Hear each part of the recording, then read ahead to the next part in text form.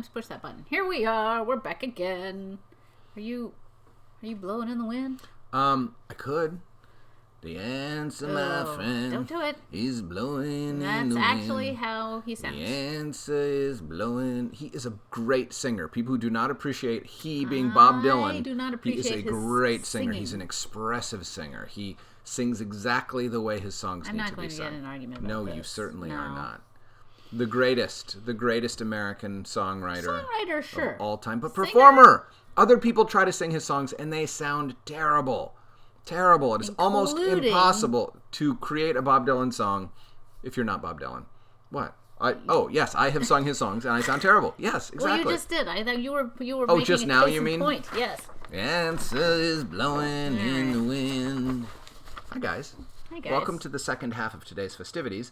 The Real McCoys agenda for Friday, April 17th. That is today. Remind people about the theme of the week. Facts to thrill Robbie are due today or tomorrow.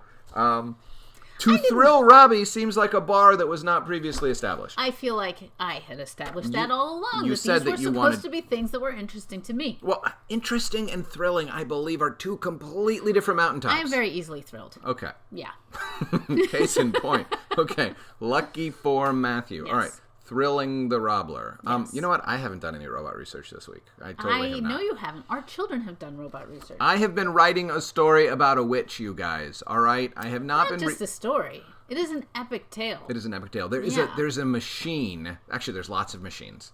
And yeah. Are they robots? Or are they just machines? They are robots. Are they automatons or are they robots? They're robots. They can be programmed to do... Oh. Yeah. Oh. And they're integral to the plot. Was this inspired by the theme of the week? I don't know. I don't think so. Were they there before the theme of the week? Well, it's interesting. There was one machine at the beginning of the week, but now there are many. Aha! So I think you might have inspired me, Robbie Bear. Excellent. Yeah. Well, then I feel like the theme of the week has entirely been worth it. It has accomplished something. It has done its duty. Even if no one learned anything except that robots can poop, which apparently I put that on our daily minute yesterday. We do a video every day. Mm-hmm. It inspired the popular imagination. A friend of ours demanded that I create an illustration of a robot pooping. Yeah. Did you see that? Gina asked for that. But you know what? Your illustration. I mean, the pooping robot. Mm-hmm. For those of you who watched the video, it doesn't look like a robot. It doesn't. It's not. It's not. It looks like a dishwasher. It's like a machine. It's it's like a tank. Yeah, mine would be much more interesting. I feel like that artist really fell short. You could have made it look. I would have been much more excited if it had looked more interesting. Yeah. Like if you're gonna make something. Agreed. Yes. Agreed. All right. Although I bet the artist would argue that part of it was making it look industrial and not making it look like an organic life form, and yet it still recapitulates the organic life form's business. Wrong. All right. Boo. Boo. I think the artist fell short. All right. Oh! Waylon is wearing a robot shirt today. Oh, hooray! Oh, and Robbie just said duty, says Amy. Oh. Boo. It's all...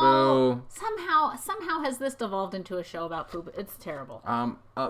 Now, Patrick says Jimi Hendrix All Along the Watchtower. Very good point. That is an excellent rendition of a Bob Dylan song. So I will admit that out of the thousands of efforts that people have made to sing Bob Dylan songs as well as he... one person succeeded. There's maybe a few other acceptable covers, but Hendrix's All Along the Watchtower is outstanding. Oh boy, what are we, like 40-year-old men here? Yes, 45-year-old men? Patrick, how old are you, my man? Do you want to meet somewhere and say dude to each other? In a cafe where you guys can do the open mic? I don't need to be mocked by you. Patrick, by the way, is a very wise and talented writer of essays that you should read. He has an essay collection. Patrick, if you would like to put the link to your collection in the sidebar so others can order it, please do. Use our platform to promote your work, your amazing work. All right? All right. Yes. All right, here we go. Admit how Robbie's robot week has backfired in the Bear Swanson household. I don't know what that means. Why is it backfired?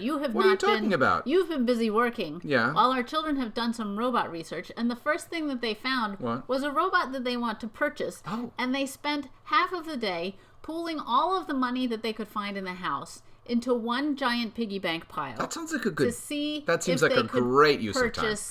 a robot. What does the robot do? It doesn't do anything. Why are you disgusted? It doesn't Why do in the anything. middle of this week shouldn't you? It's not really a robot. It's is like a remote-controlled thing that is shaped like a robot. But why are they interested in it? It must do something. Because it's cool. Okay, does it fire like little cannons or like what does it do? Robots are supposed to do something. I don't know that it does anything. So you have failed to take an interest in your children. I know. Sufficiently to find out. You're just blanket rejecting the robot. I just said we're not buying a robot. Wow. That's what I said. Children are lucky that I'm on sabbatical. Or they're all not of the lucky. kids who think that our children are lucky for having us as parents, I'm not letting them buy a robot, and therefore, terrible their parents. father will be in charge again soon, and we'll see what happens on the robot front. All right.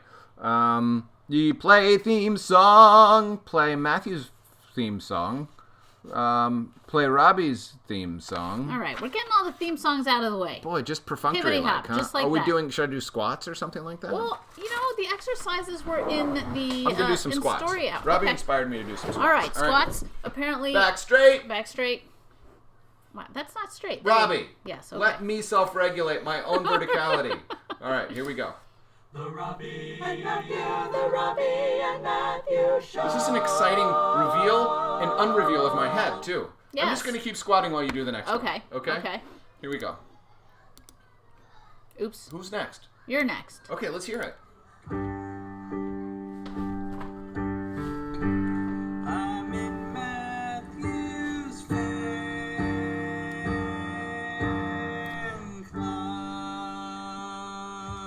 I couldn't do a squat during that. I was too couldn't. moving. Oh, man. I'm going to go back to the squat. All right, I was gonna say this is totally squat worthy. Robbie is cooler. Doing squats faster doesn't make them better. And Robbie's just better than Matthew. I couldn't do squats during that either. I know. What was happened? It was too I jolly. felt like it was the first day of spring just All then. right. All right. All right. I don't know why. Wow, are you guys done? Start reading. We're getting... Wait a second. Waylon is trying to keep us in line. I don't know. Matthew Fan It's Club. Matthew Fan Club. It's not what's on the, next? What's yeah, next? I was going to say, we are following the agenda, Waylon. We will read when it's time to read, for goodness sakes. Don't cross Robbie Whalen. You know better than that. Drink water. Drink water. I hope everybody's got their water. If- We learned that Chin Chin is Italian. Chin Chin. Chin. Chin Chin. Cheers and Prost and... Don't do that. That's wanna swish disgusting. Don't swish the water in your mouth It's before you swallow it. disgusting. It's I the don't know. inside of my own mouth. I'm not doing anything untoward.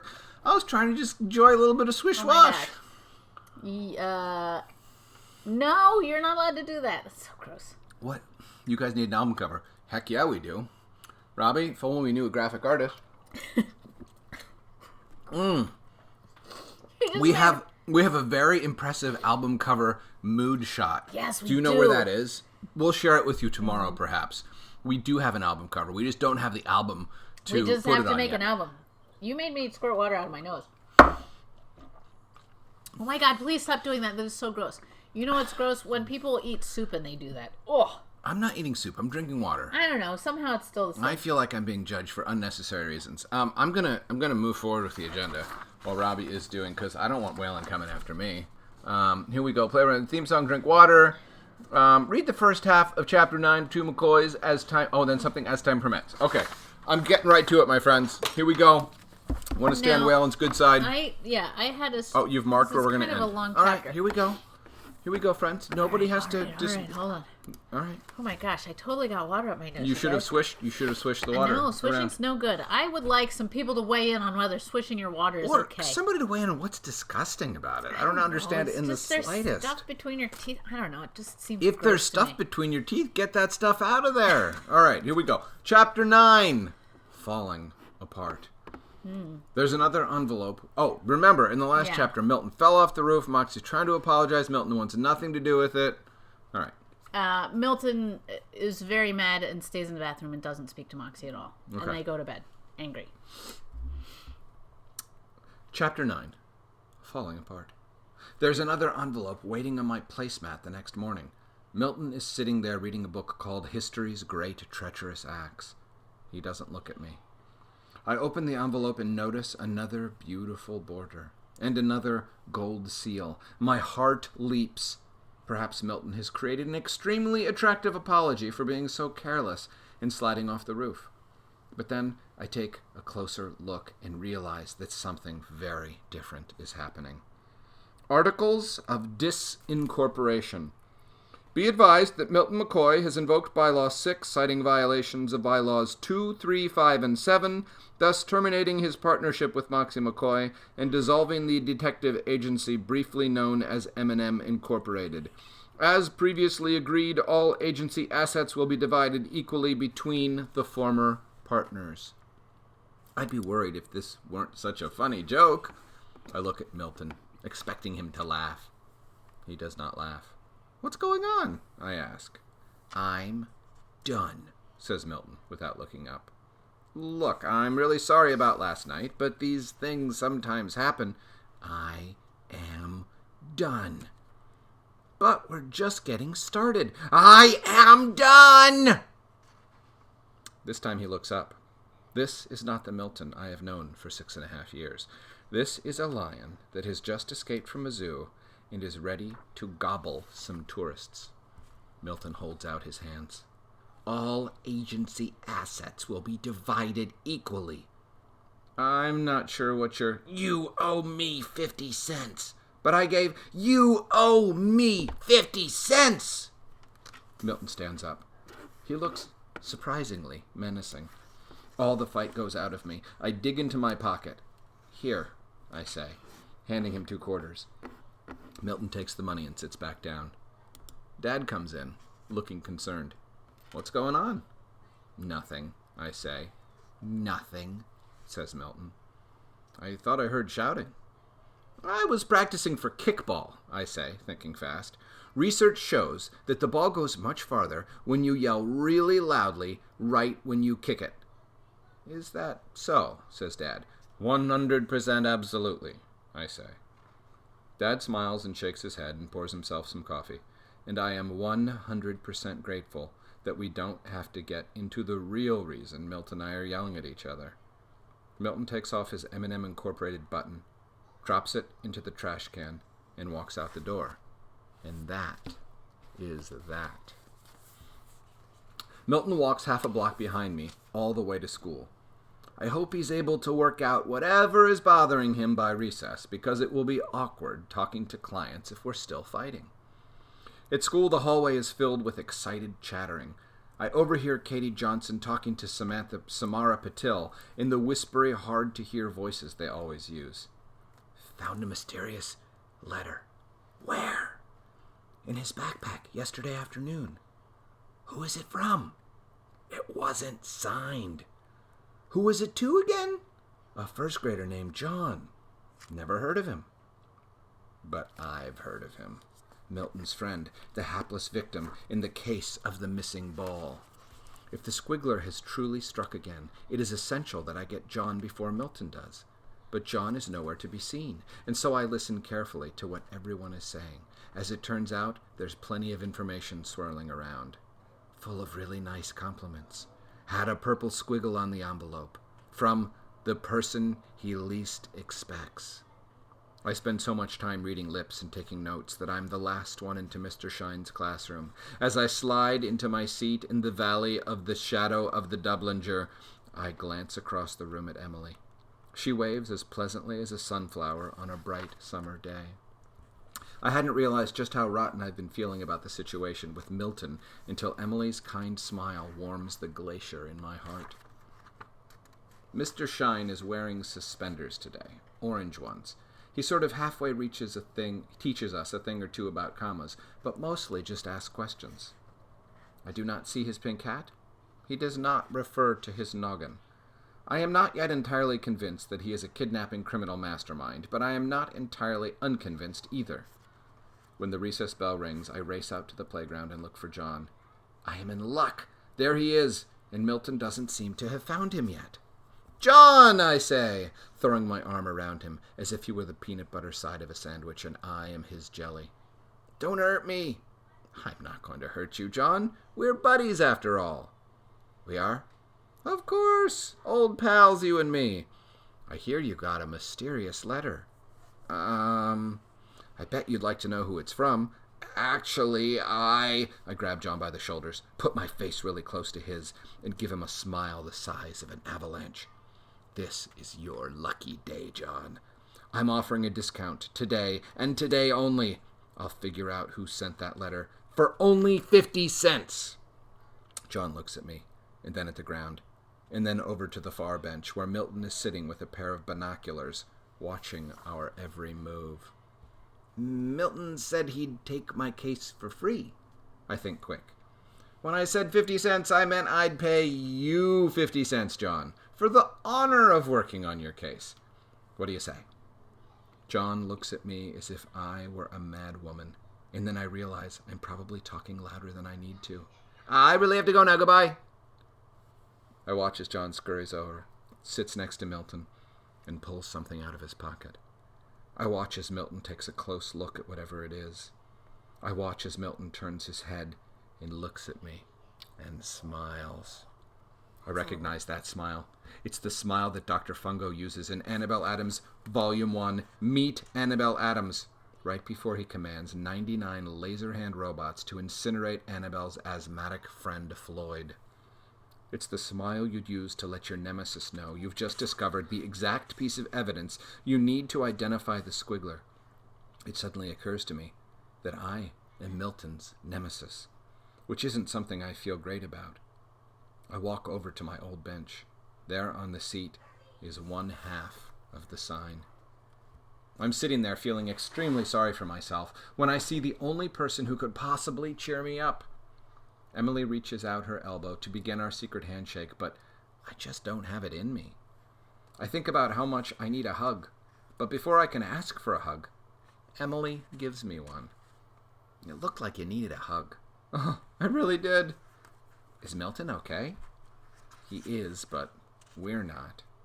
What happened? I tell Emily everything, sparing no gruesome detail. And now, Milton has the exact piece of evidence we need to identify the squiggler. I guess I'd better go talk to him then. It's as if Emily has told me that she's about to share a slice of pizza with a werewolf. But you can't. You wouldn't. Why not? Because Milton has betrayed me. Betrayed us. Milton didn't do anything to me. For some reason, Emily doesn't seem to understand that because she and I are the best of friends, as inseparable and endlessly loyal as two prairie voles, any bad thing that happens to me has also happened to her. I'm trying to figure out the best way to explain this when she says, I can kind of see his side of things, actually. I feel like a sandcastle that is trapped between a tidal wave and a rampaging 2-year-old. You might have done a thing or two to upset him. You might have kind of put him in a bad situation. Can you maybe sort of halfway see his side of it? I can't believe what I'm hearing, so I decide to be very clear. Emily, let me be very clear. If you go over there and talk to Milton, the greatest friendship in the history of friendships will be in serious jeopardy. Emily's smile turns into something I don't recognize. I'm really sorry you feel that way. She looks down at her knees, then turns and walks away. I watch as Emily joins Milton and John on the other bench.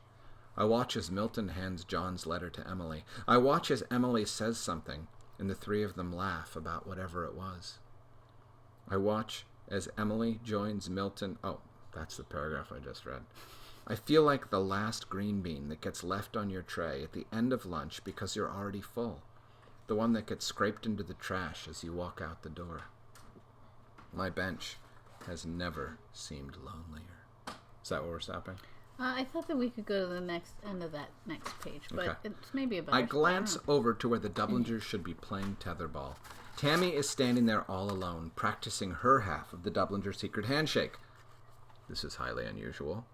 One Doublinger without the other is like a bow without its arrow. I remember seeing Tracy earlier, so where is she now? I'd like to get Milton's take, but he and John and Emily are still chatting and laughing and saving the world without me. When I get back to class, Tracy is still not there. Mr. Shine has just started asking us questions about pronouns when she walks in and takes her seat without even showing him her hall pass. I keep an eye on Tracy, who is busy writing down each word and every word that comes out of Mr. Shine's mouth. Of course, she has perfect penmanship. And I watch with secret admiration as her pencil flies neatly across the page. But something is not right. Tracy's right hand, which is usually clean and pink and spotless as a bishop's candelabra, is covered with purple smudges. Could it be? My heart lunges at the possibility. That Tracy spent recess writing a letter with a purple smudge on the envelope? It is a delicious hunch, but I need proof, and I will find it. That seems like the place to end. Oh, all right. Okay? All right. Dun, dun, dun, dun, dun. I want to point something out. Yes. Let's look at that patch in the middle where it says purple smudges. I made an error, you guys. I just found something I would change now. Oops. If I could re-edit this. But something is not right. Tracy's hand, which is usually as clean and pink and spotless as a bishop's candelabra, is covered with clean and spotless both apply to a bishop's candelabra, but pink doesn't. Oh. So I would have removed pink now. I think Well, I mean, it depends. Is it clean and pink and spotless as a bishop's candelabra? Yes, you could argue that. But I feel since pink and spotless both apply to it, that it's a little bit sloppy to leave pink in there.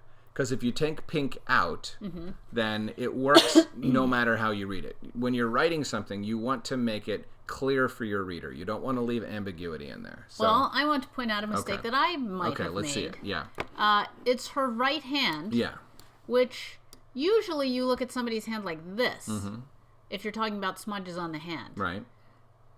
We're looking at the back of her right hand, right? No, this is the back of her right hand. And I Yes. think that we're seeing sort of around... Smudges come around the I think edges? I think it is implausible that Tracy would have let that many smudges get on her hand. I do too. I think it's maybe plausible I that put a little too many bit smudges too on many there. smudges. We shouldn't But have you said said pink. covered with, too. I know, I shouldn't have. I should have Yeah. said that there was just one. So guys, we're finding, you know what, when you make books, you make mistakes. And one of the things, it's much easier when you come back to the book much later Yeah. to spot the mistakes. Yeah. When you're in the process of writing and editing a book, and my friend Patrick knows this, you get so close to it that you can't see the mistakes anymore. It's why you need editors, but it's also why, if you have the time to sort of get away from your piece of art for a while and then come back to it, you can see it with more clarity than before. So I'm not going to lose any sleep over this. I don't think it ruins the book, but I just wanted to point out when I saw it something that I think could be better.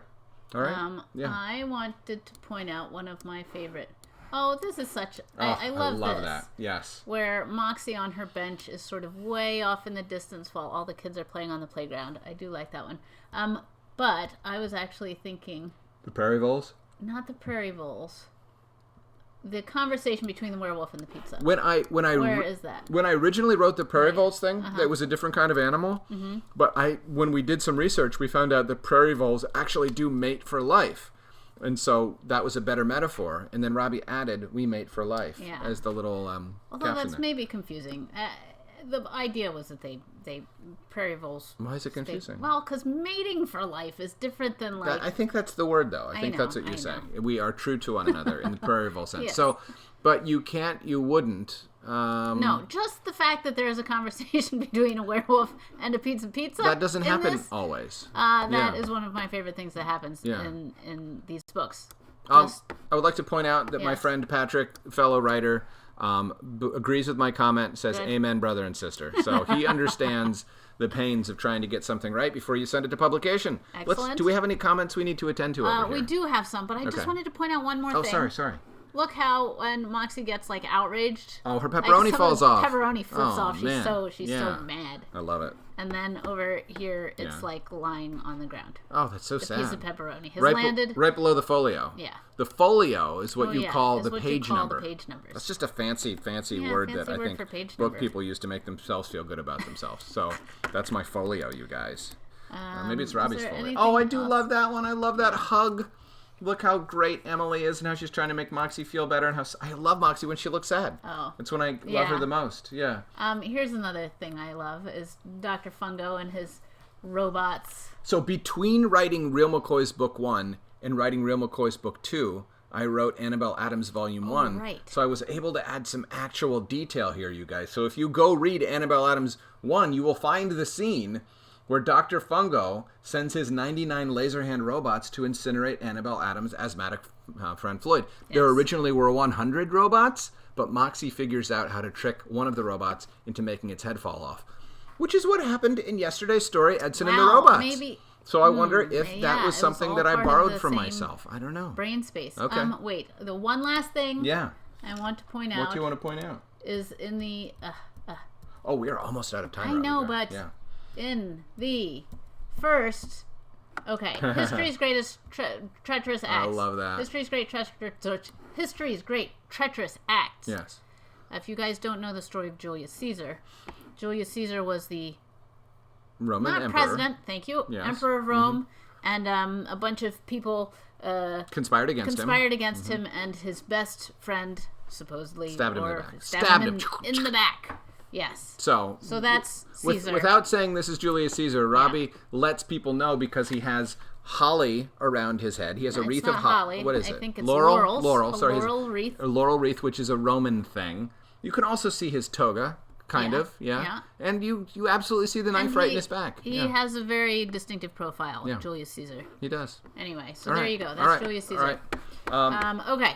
Are we going to make a fourth book? Waylon, gosh, I would like to. I've written book 4, but the first 3 books have to sell more copies before our editor can acquire book 4, meaning give us money and publish book 4, because it's a business. So right now we're working on our new series, Cookie Chronicles. Well, we wait to see how the Real McCoys does. Yes. So if you guys could each purchase 20,000 copies, lots of copies, that would be each great. of the books in the Real McCoy series, I guarantee... Instead of robots, maybe? Or instead of going to college. You could purchase a lot of books in the Real McCoy series, and it would help book 4. So, and you could build your own college out of all those books. This is on you guys. Yeah. All right. Who needs college when you can read the Real McCoys a lot? Robbie's I don't know what the robot is that the children want to purchase. You know what? Maybe we will bring them in for a guest spot tomorrow. Maybe if they can convince us. We often make them write essays in which they... Maybe they could do a presentation. I think they will do a presentation. About why the robot should be purchased. Yes. And then their parents will judge the presentation. Excellent. I have to say, there have been threats that people will leave my fan club and move over to your fan club if I don't let them buy the robot. Our children are somehow going to change the mind of our viewers? Yes. They have said, if you guys... They said, Alden deserves a robot. If you don't get it, I'm going to move over to the Matthew Club. I may move over to them. There's been threats made. El Puppy said that? That's what El Puppy said. That's El Puppy's fighting words. Yep. All right, you guys, you're in for an exciting 2 minutes because I just saw the next agenda item. Here we go. Robbie explains about breaking bread, about baking bread. What are you going to explain? Here's the thing. Okay. All these people have been talking about online how baking bread is restoring their souls and making them feel better. Not Robbie's. No, sir. Robbie's soul My bread is made broken. me so angry, and it tasted terrible, and it turned out in a sad, lumpy, soggy batch of terrible. I want to tell the truth. The bread is going to make you feel happy. Forget it. I want to tell several pieces of truth. 1, Robbie's children love the bread she made. My children have no taste. 2, we have a bread maker that we could just put the things in that would make bread. I don't know why Robbie won't do that. I wanted like a loaf of bread, not like a square chunk of bread. Do you want the bread to taste good? That's my question. I was told by our bread making friend, Doug the baker, that the King something or other flour, whoever gave me that recipe, wanted me to fail, and so he gave me a better recipe. Did he evaluate the recipe and find it wanting? The recipe that he sent me has spelt in it. I don't know what spelt is. I don't know where to buy it. El Puppy, what is spelt? Find out what spelt is. I bet Doug, being a baker, has spelt. That's my guess. I know. I can't ask Doug. If I'm asking Doug for the recipe and the ingredients, then maybe we should just buy bread from him. Maybe we should just buy bread from Doug. Got it. All right, here we go. Glad we worked that out with all of our friends here. Introduce robot? Introduce the robot, you guys. More research Is this what our children want to buy? No. No, okay. It's not what our children want to buy. It's something fascinating and interesting and a new kind of robot. The robot that poops should be called the robot. Yes, but it's not. There's a whole different robot. Okay. Here we go, you guys. This is exciting. This is a robot that imitates multiple people's butts for the auto industry so that they can have a bunch of different people sit on their chairs. This is on the testing seats. whether the chairs will live up to the butt impact over time? Well, also whether the seats will be... I think it's more whether the seats will be comfortable to particular kinds of butts. To people with different butts. Yes. My butt... rather than have thousands of... It has 25,000 different... Butts programmed into it? Seating. So it tests the seat, and then also... The people, it can see where the pressure points are, and whether people would be comfortable. It's a robotic. It's a multifarious robotic and butt. It's literally called the robot. Well, it should be called the robot. Wow. But right, having to pay a bunch of different people to do that. Do you know what the robot does? The Heineken maneuver. The Heineken. Wait, no, it's not Heineken. Heine. It's not the. It's the Heimlich maneuver. I know. The Heineck remover. It doesn't work. No, it doesn't work. That was a terrible joke. Oh, I tried. We advanced to jokes without do we have any real jokes? I bet the El Puppy's got us El a few. Puppy had some jokes. All right, here we go. All right. I love the robot. Right? That's amazing. Thank you. Boy, I think our culture has either evolved or devolved. I'm not sure whether I consider that the best use of resources. There you go. Right, I'm sure it's saving the auto industry a lot and saving a lot of people's butts. All right, here we go. Spelt is a type of flower. Okay. Okay. Why don't they just say that? I feel I like know, sometimes they're a little too complicated. Here we go. Ancient grains like spelt are claimed to be more nutritious and healthier than modern flour. Thank you, El Puppy. I know. You just made Robbie feel worse I'm about so herself annoyed. because she has no ancient grains. Yeah. We only have contemporary grains. We only have fresh and fancy modern grains here. We just have a bag of flour. Can't I make some decent bread with just a bag of flour? Robbie, we are now 2 minutes over our allotted time. My gosh. We are demanding of our people more than they have guys. been. What is it? Jokes. Come on, jokes. Let's do it. Matthew's ready. He's fired up. Yes, El Puppy had some at the very top of the show. I'd like to wrestle the robot. Yeah. Fly south. Why do they fly south? Because they're in search of warmer climes when the cold winter winds blow in. That is truth. However, it is not the answer to the joke. Why do they fly south? Because the rail service is down. They can't take the train. It's too far to walk. Oh. I mean, you were on the right track there. Okay, all right. Yeah. What is brown and sticky? Brown and sticky. The poop robot's a mess. No. The robot is brown and sticky. No, the robot is not brown and sticky. There's a Japanese candy that's brown and sticky that one of Robbie's brother's friends once pretended was poop, put on the ground. It looks like poop. Tricked Robbie's brother into accidentally coming upon it and was like, "Oh, look, there's some poop." And Robbie's brother was like, "Ugh," and the friend picked it up. Rob, our star, picked it up, popped it in his mouth. And my brother almost lost his mind. I think he maybe did and has never found it since. Hilarious. It was so upsetting to him. Is Raiden on today? Yeah. Okay. Ray wasn't there. I think that might have been Ray was a baby at the time. But he should know this grand story. It's No, this was before I even came to Alaska. Oh, it was. So That's Raiden right. wasn't even born. Wasn't even born yet. It is a brown molasses candy or cracker in Japan. So is that the answer? Is that the answer to the question? No. So what's brown and sticky is a stick. Ah, El Puppy. All right. I won't forgive you for that. It took 10 workers 10 days to build a bridge. Mm-hmm. How long would it take 5 workers to build the same bridge? Is this a riddle or a joke? I think this is a riddle. Okay. It took 10 workers 10 days to build a bridge. How many? 5 workers to build a bridge? To build the same bridge. 20 days. Wrong. What? How many days? None. The bridge is already built. Oh! El Puppy. How you slay me. Are we good? Thank you. I think we are good. El Puppy is reclaiming her devotion to the Robbie Club. Oh, why? What Thank happened? you. What happened? Did she have a change of heart? I think she just. wanted to. She was testing you. You know what? She wanted you to know that you can't take her for granted. Okay. All right. Anything else? See, she said, JK, I'm always going to be in Robbie's fan club. All right, fair enough. She is my fan club president. Okay. But here's a question. El Puppy, would you sew me a pouch just to be sort of like... Oh, you can't ask across to the pouch across the aisle, you know, like a good partisan friendship, like all right. Yeah, what do you think? No. I don't think you can beg somebody to sew. That was totally not a beg. That was a request. Just a request. That was a request. I don't do begs.